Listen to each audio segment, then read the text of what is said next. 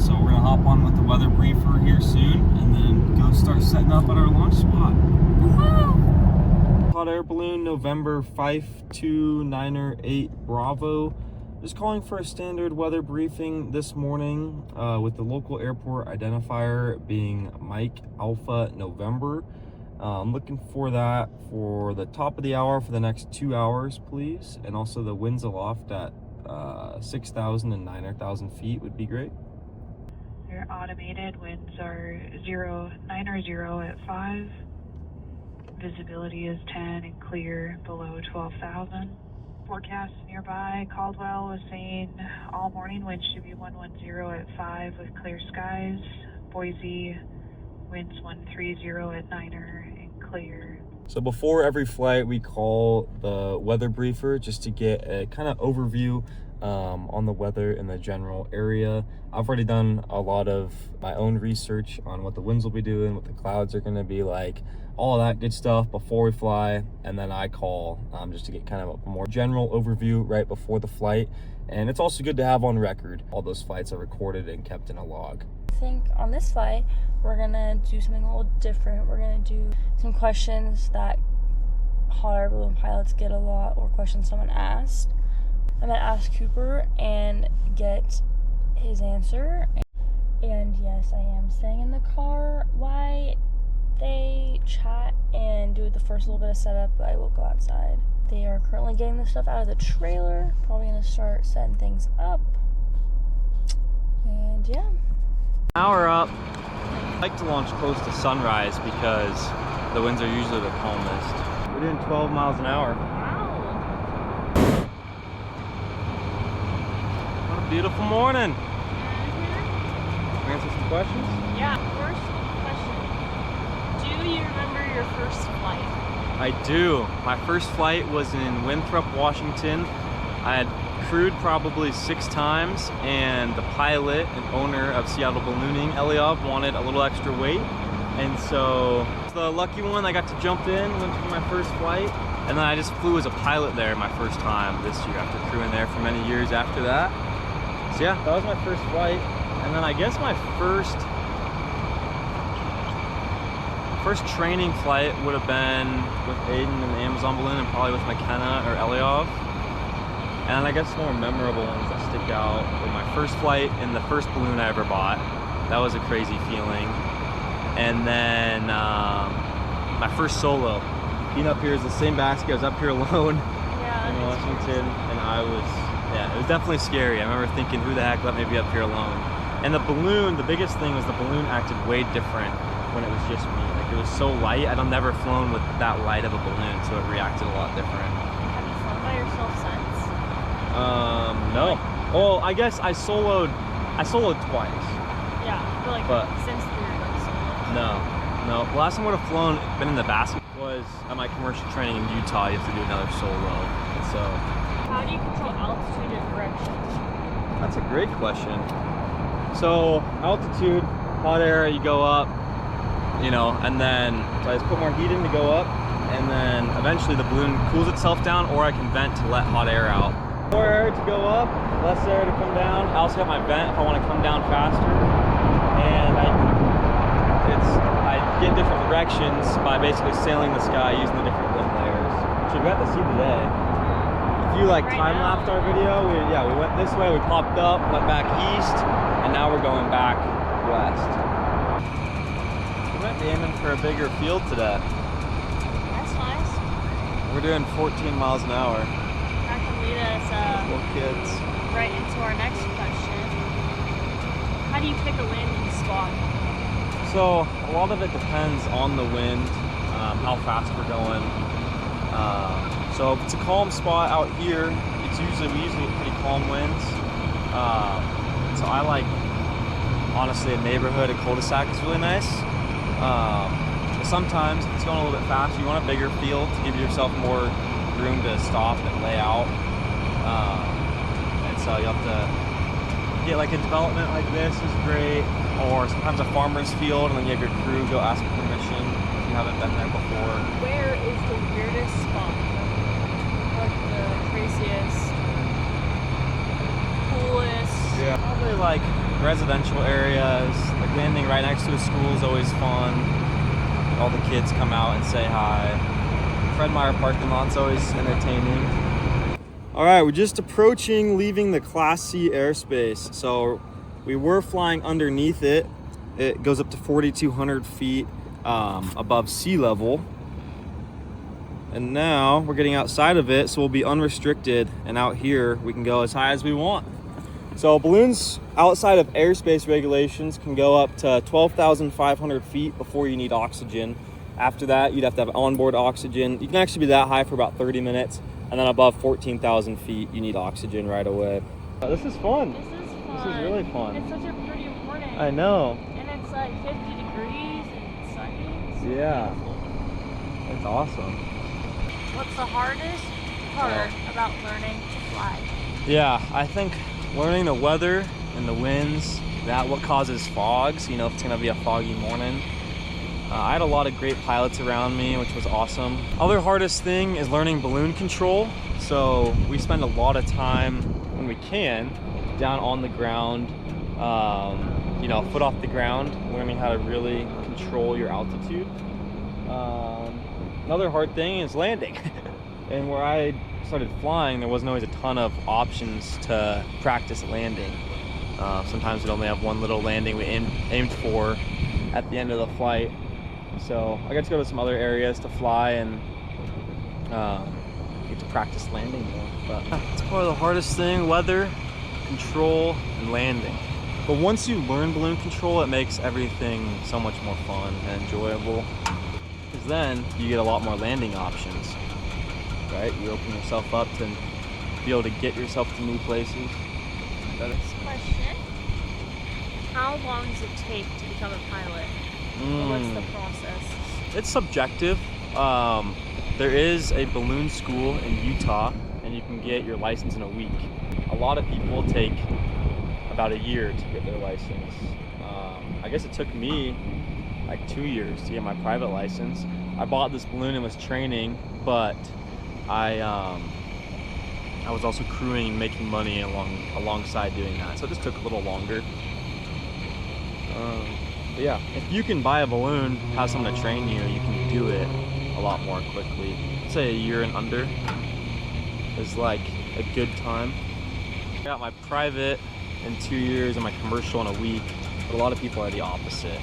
They'll like get their private and then not get their commercial for a while and just fly. What's something that people don't realize about balloons? I feel like we talk about it, but like how calm it is, right? Moving with the wind. And so right now it's crazy because we're shifting wind layers. When you're in the same wind layer, like when you're down low, it's very calm. What have you realized that you maybe thought was different? I'm more tainted now because I've been doing it for a long time. Yeah, I think how peaceful it is. It's like very calm. It's more than you thought Yes, before. yes.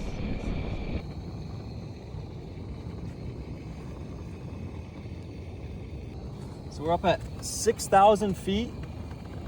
So yeah, 6,078 feet. So this is the highest that I've been here in Boise.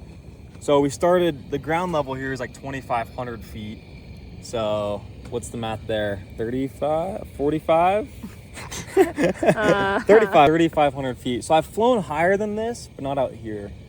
Yeah, it feels, for some reason it feels higher, but it's a great view.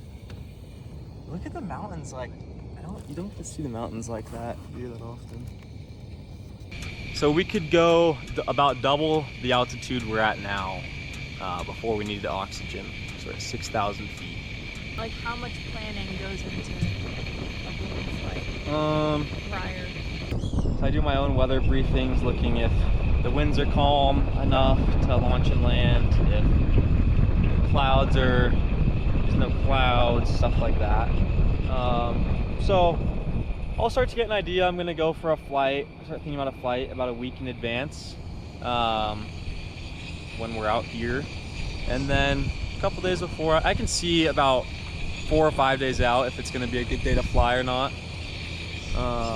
And yeah, I'll just be watching the days before, even night before, and then the morning of, I'm double checking. that the weather hasn't updated to something I didn't expect. So yeah. Oh shoot. What's that from? Oh, in the cooler? Oh. So if I go to a new area, it's gonna take me more planning. Just because I gotta look at the winds and stuff in different areas. Here I kind of know the main spots to check. At the Nampa Airport, the Boise Airport. You can usually get winds for like the Eagle area. Shout out Nick. Shout out Nick, college buddy of mine. Tell me about how flying helps you relax, clear your mind, or whatever it does for you. Yeah, it does all those things. Honestly, my mind's the most clear after a flight. Because I'm definitely like you've seen me. Yeah.